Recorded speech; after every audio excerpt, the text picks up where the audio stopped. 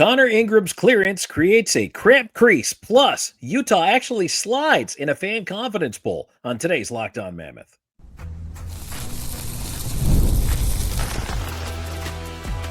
You are Locked On Mammoth, your daily podcast on the Utah Mammoth, part of the Locked On Podcast Network, your team every day.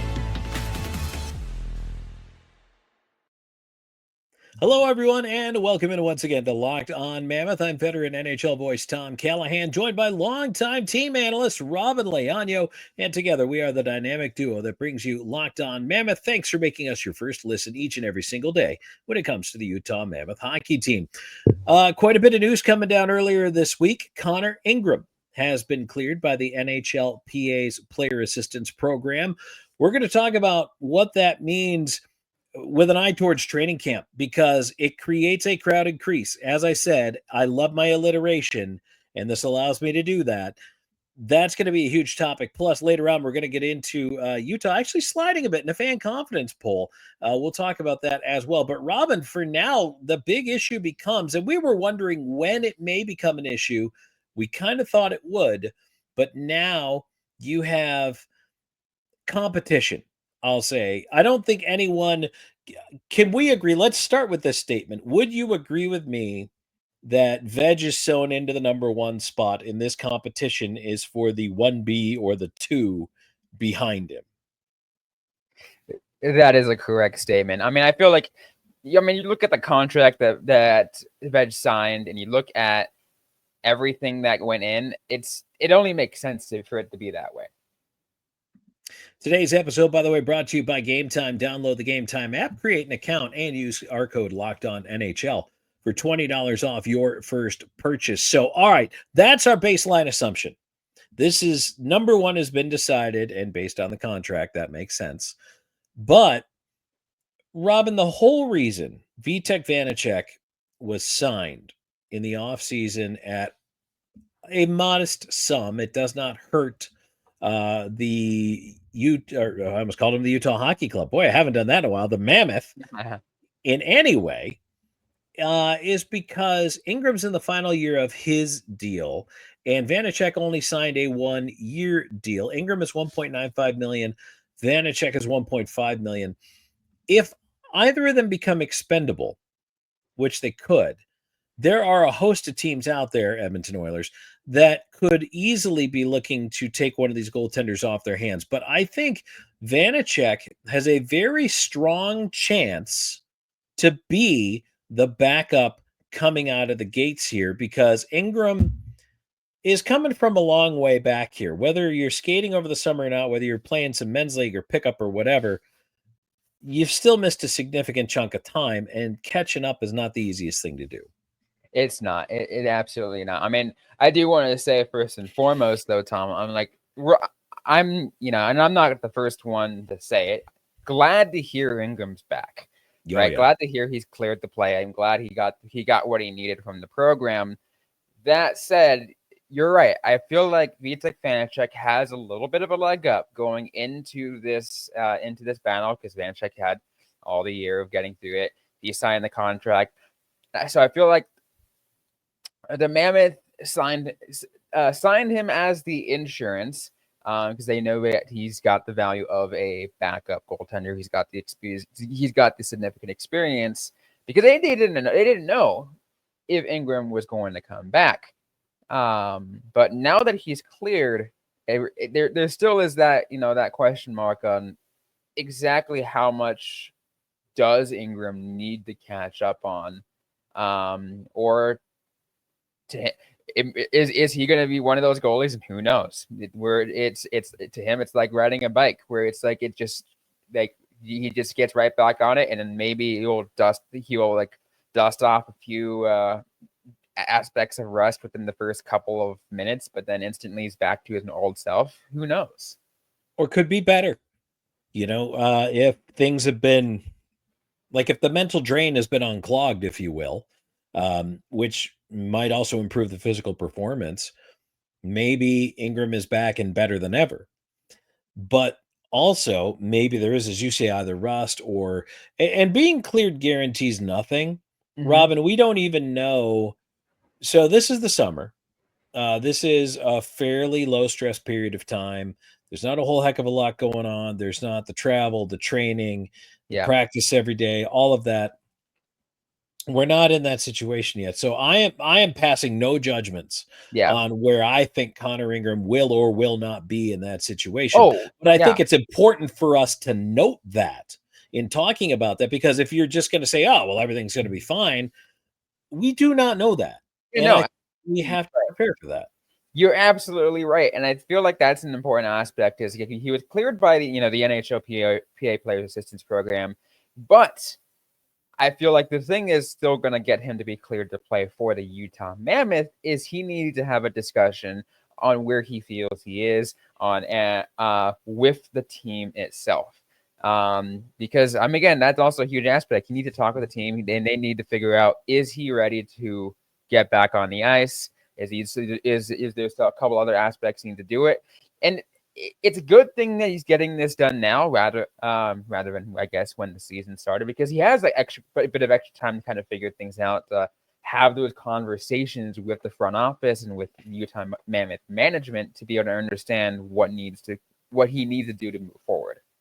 I'm going to throw this out there, and it's going to sound a little weird, but and it's I don't believe this is a perfect comparison, so please bear with me, okay?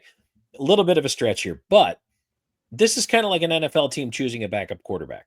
You want someone who A, gets along with the starting quarterback, B, can help with the coaching staff in the film room, around the guys, be someone who can also pick up, drop in, and get reps during the week, and then go out and, if need be, step right in and assume that leadership role. And I think that gives a little bit of an edge to now. Here's the interesting thing: Ingram has the experience of having played with Veg. They've been teammates for what, 2 years now, Mm-hmm. um, and by all accounts, they seem to get along pretty well. But I wonder, okay, Vanacek, does Vanacek have any sort of, I don't want to call it an edge, but maybe an easier relationship being a fellow European goaltender? Does that help as well? And look, by all accounts, none of these guys are hard to get along with. Okay. Mm-hmm. We're not dealing with, a couple of prima donnas here, or one, super ego. But that said, I think that personality aspect can also play into it, because if all things are equal, Robin, stats are equal, playing time is equal, they appear to be the same level of goaltender. Mm-hmm. I think that is where it'll tilt the balance in the favor of that player, is the off ice stuff. And I'm going to go ahead and even, one up a little bit more, because, yeah, there's the relationship with your other goaltender, right? But there's also how much of a strong relationship can you build with the remainder of your teammates? This is where Ingram still has a leg up, because Connor Ingram has been with this organization for a few years. He knows a lot of these guys. He's like really good friends with guys like Dylan Gunther. So it's like that could be a leg up, but who knows? Maybe Vitek Vanacek comes into the locker room and instantly hits it off everybody. Again, we're not in the locker room, right? We don't see that, that level of closeness. The only thing we can do is kind of just watch how things go on the ice and give us a very little eye test from there. And even then, Tom, we still won't know for that until training camp starts next month. And that's where the rubber meets the road, is what happens, once you strap on the skates, go out there and try to get in front of some pucks. And both of those guys, quite honestly, just from rip the names off the back of the jersey, just put them in blanks, and both goalies go out there. I think that the Mammoth front office would be just as comfortable with either guy. And I think that's why Vanacek was such an important person for them to pick up. There was not a great goalie market this summer. There really wasn't. And that's one of the reasons why Vanacek at $1.5 million. And if you're just judging him based on his contract and you don't really know his background, you're saying, not impressed. He's only $1.5 million goalie. He has been better than that. He has been a starter for periods in his career. He can play better than that. So I think that, don't get fooled by the low dollar value of the contract. It was just a really soft goalie market this summer. Yeah. I think the other aspect too, yes, Vanacek has also had game time, but at the same time, not a whole lot. You take a look at how much he played last season, and it was very few games. So like the sample size for both sides, Tom, it's really going to make things interesting for the battle. Well, it is because Ingram missed a significant amount of time, and then you look back last year, the split for Vanacek between the Sharks and the Panthers, only a total of 25 games. So, and that's of course regular season, but yeah, it does. It makes it tough when you're trying to figure out which player is going to get in there. But Ingram's had a starting share of a load before, but so has Vanacek. He had a couple of years, one with New Jersey. He had 52 games, 42 and 37 with Washington. But now those are going on 3, 4, 5 years ago. So you want to know who Vanacek is and where he is right now. So that's something we're going to talk about. Robyn mentioned Game Time, so that's a great segue for me to tell you about Game Time.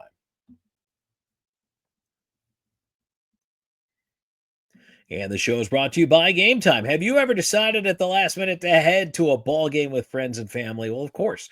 And maybe it's game day and you suddenly realize, you know what? You want to be in the stands. And that's exactly where Game Time comes in. It's the easiest way to grab last minute tickets without the stress. With the money you save on tickets, you can splurge on food, drinks, merch, or maybe even invite a bigger group to come with you. Game Time makes it all possible. Game Time makes buying tickets fast and simple. Prices on the app actually drop the closer you get to first pitch, and they've got incredible last minute deals, clear seat views, and a lowest price guarantee that takes the worry out of buying. One of my favorite things, number one, besides a low price guarantee, they show you exactly what you're paying out the door. Boom. No surprise fees at checkout. You don't want to do the endless scrolling? Well, check out Game Time's Zone Deals Pick for the best seats in your section. And if you want to know what it looks like, they've got panoramic seat views right there. I actually love that feature because you can see exactly what you're getting, especially if you go to some of the older ballparks like a Fenway, where you might have a pole in your way. It tells you what you've got, what you're getting into, and I absolutely love that about it. Take the guesswork out of buying tickets with Game Time. Download the Game Time app, create an account, and use our code Locked On NHL for $20 off your first purchase.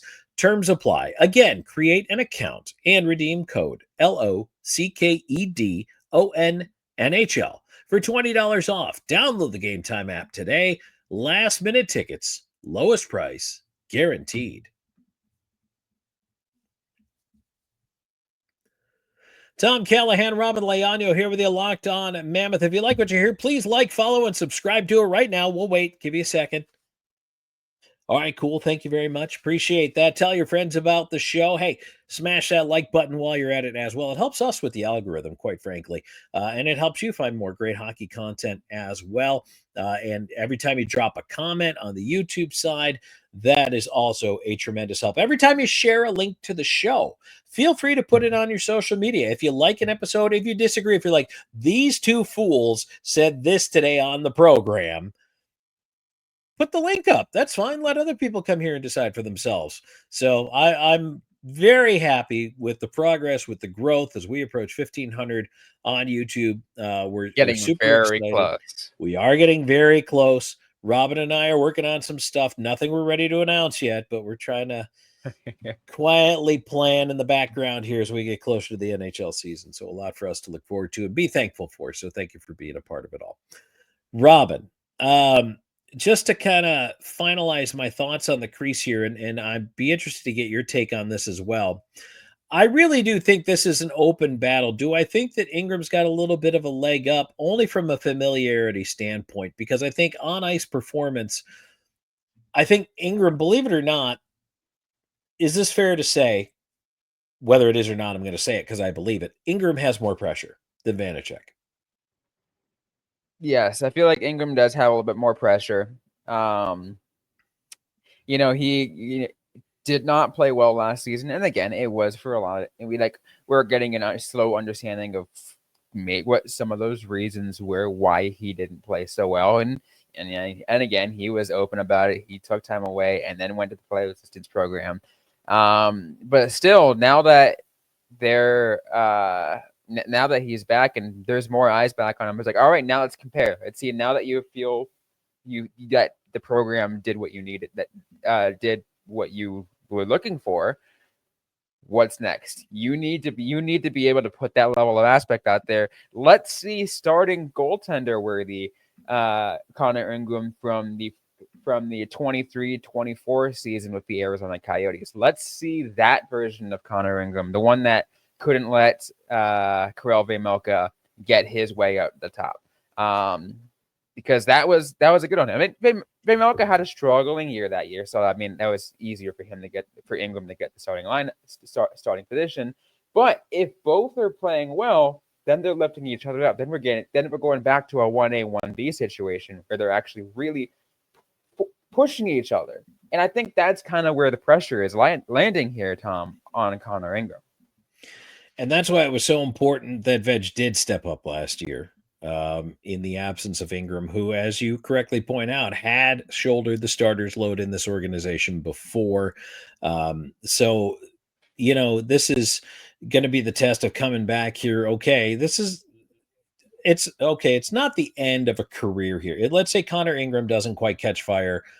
Vanacek wins the competition. Life isn't over for Connor Ingram, whether it's in this organization or somewhere else.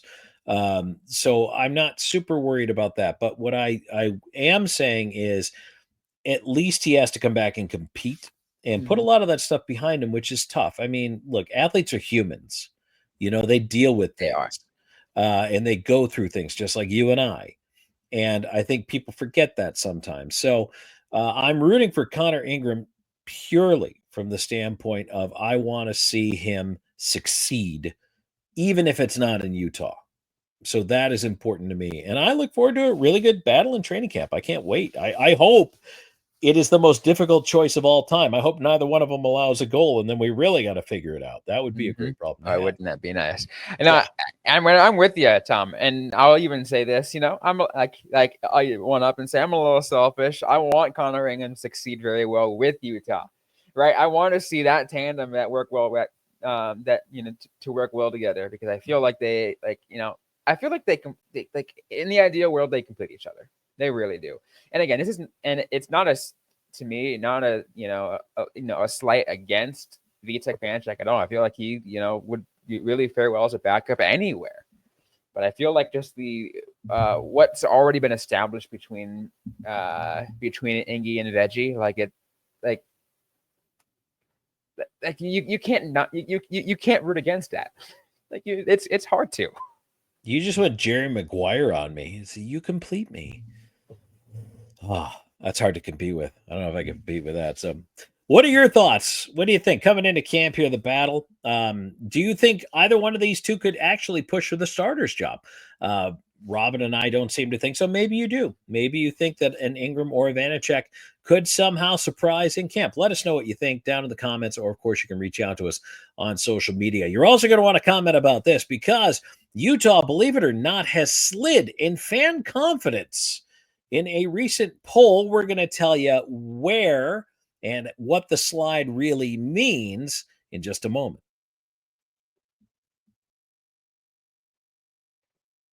And today's episode is brought to you by FanDuel. August 26th is officially FanDuel Futures Day, a brand new holiday for football fans who live for bold predictions and preseason hunches. For just 24 hours, FanDuel is giving you deals on NFL season predictions. So whether you're calling your MVP, eyeing long shot division winners, or ready to crown your Super Bowl champ before week 1 even begins, this is your moment. I know every year, just because I love to and just because it's my team, I love picking my San Francisco 49ers to win the Super Bowl. And maybe on FanDuel Futures Day, they will have some incredible value I just cannot overlook. So I'll probably be taking a look at that, and maybe you can take a look at something that might work better for you. Visit the FanDuel app today. Start planning your futures bet now, because Futures Day is just one day and one day only. FanDuel, play your game.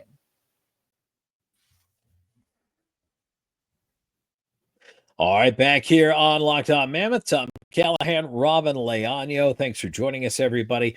This poll just came out earlier this week. Robyn and I actually talked about it a little bit before we hopped on the air here. Utah has actually slid down the rankings in this fan confidence poll, and it's coming from The Athletic. and I thought it was very interesting. I want to talk a little bit about what it says, first of all, letting you know that they're still pretty complimentary of the Mammoth through both the analysis side and the fan side, talking about what's going on, the job they've done since going to Utah. But the Mammoth have slid in the rankings from a number 4 overall ranking last year in confidence to number 7 this year. That's not the worst thing. They're still ranked an A minus, a 4.0 out of 5. And that is 7th in the NHL of all the teams, all the fan bases polled. And this came from the fan base, Robin, these answers. And they did 2 rankings. They did a general public one, people who weren't identifying as fans of the team, and then they did a fan base one, people who did identify as fans of the team. Pretty solid marks all the way across, but what was interesting is who has more confidence this year over last year. So year over year change, believe it or not, public confidence, meaning non-team fans, actually had a 72% more change in confidence than the 65% of more confidence from the fan base. 4% had less in the public, and 9% of Mammoth fans had less confidence change year over year. Can you believe that? Almost 10% of Mammoth fans have less confidence going into this year than they did last year? That seems unlikely to me. You know, it really is interesting to see that, Tom. And part of me wonders, all right, what kind of fans are we talking about here?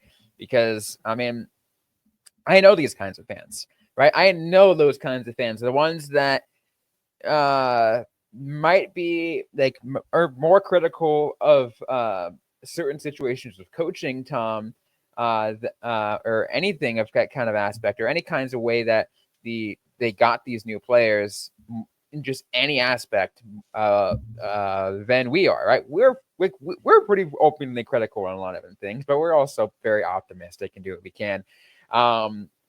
It seems to me, I think, and I was reading through this article, Tom, and it seems to me that the biggest thing, especially from Mammoth fans, that they were a little critical about this off season was what they considered to be a slight overpay on the Jack McBain contract. And I'm like, you're splitting hairs. Come on. Yeah. And I'm like, look, yeah, exactly. Right. That's splitting hairs. I mean, like, I don't think that's much of an issue, especially because where the cap is. I think their cap management's gonna be fine, right? I don't think that there's zero issue to me, Tom, with that. I mean, and that was the one thing you're nitpicking. They're a better team last year or this year than they were last year. Is there a little bit of the uncertainty about one of the topics we just talked about in the show with Connor Ingram? Yeah, okay. So we don't necessarily know.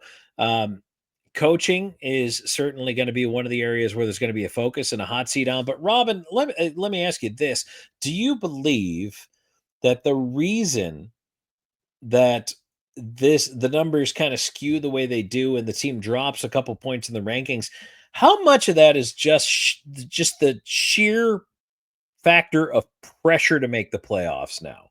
Year one was honeymoon phase. Everybody was just happy to be here. Hey, there's a team at Delta Center. Let's go watch some NHL games. But now there's pressure, I think. I think the fan base has gone, yeah, year one was really nice, but now they want to make the playoffs.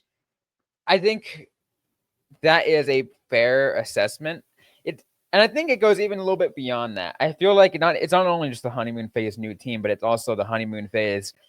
This team just got out of a bad situation from the last couple of years, right? It was like, yes, they were growing and they were getting better. And I feel like at least for confidence on the general manager and the way the team was growing was increasing even in the final years in Arizona.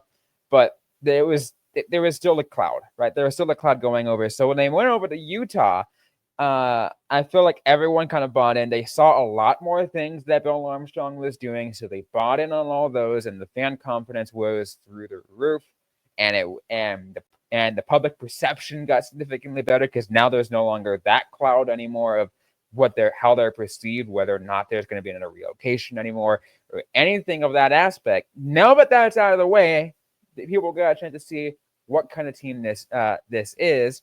So, yeah, there's pressure, but also it's that people are getting a much closer look at what this team is. The good thing is it's still high. Right. And I will say this, some of the other rankings that were in here, at least the Athletic and its respondents realize that the Florida Panthers have a better front office than the Dallas Stars. Can we please stop giving GM of the year to Jim Nill? Just because he's a nice guy. Not that he's doing a bad job, because Dallas does rank number 2. The other thing is, I want to talk about the Central Division teams real quick. Dallas is the highest at number 2. And then you got to scroll for a little while to Utah, who actually are the second highest ranked team in the Central Division in this poll. So I thought that was interesting. The Blues come in at 10, for those who are wondering. And we actually, that's a good time to tease. We have a crossover episode coming up with Locked On St. Louis coming up here out on Monday. So something for you to look forward to there. Winnipeg Jets are in at 12. Colorado Avalanche at 14. And then you've got to go down for a little while, 17 for the Minnesota Wild. Robyn, there's 2 teams that I haven't talked about yet. Now we're into the bottom third of the league. I'm waiting to see, okay, where are we going to come up with Nashville and Chicago? Well, the answer to that is the Blackhawks are 25th.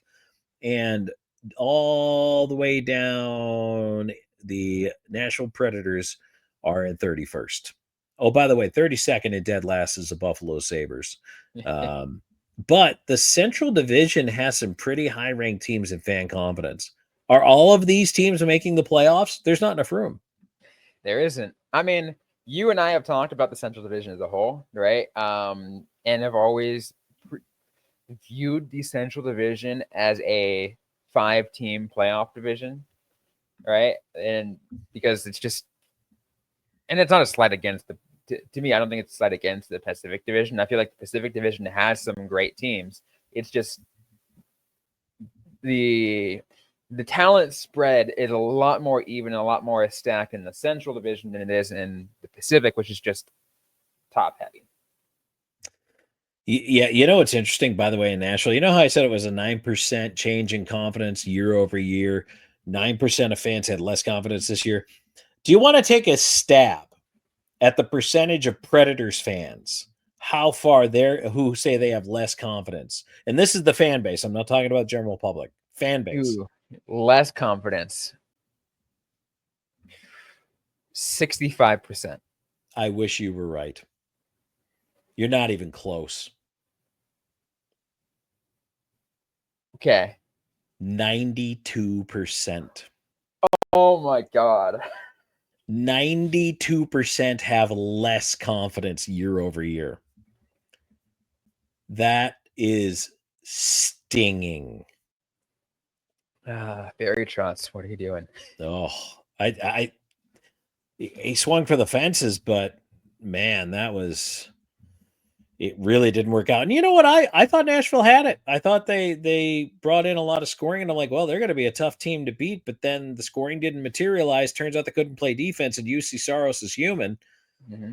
That all adds up to a really bad year, and maybe another really bad year. And that contract for Stamkos, I said it only had 2 good years in it. This is year 2 of looking good. After that, it's going to look horrible.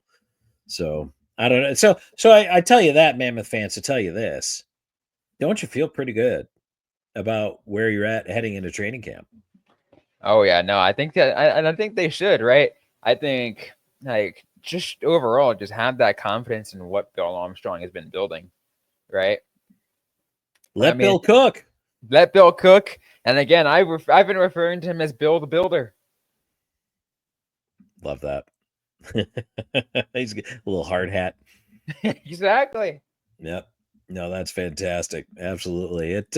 Well, it's going to be interesting. So even though Utah did slide a little bit in fan confidence, and I think some of you are feeling a little bit of pressure, but that's hey, it's your right as a fan. And I'd love to hear in the comments from people if you have less confidence, if you have more confidence, if your confidence is about the same as where it was last year. Do you feel better heading into the season, heading into training camp? Yeah. We'll review this in the middle of the season. We'll review it at the end of the season. But Robyn, heading into camp, where do people feel like they are right now? I feel like they're better. I feel like they are.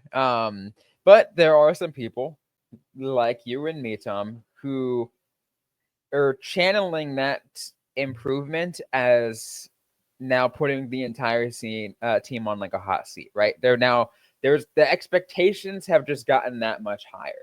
And I think that's kind of what we're seeing. Now that the expectations are there, it's like you have to meet these expectations, or that confidence will dip.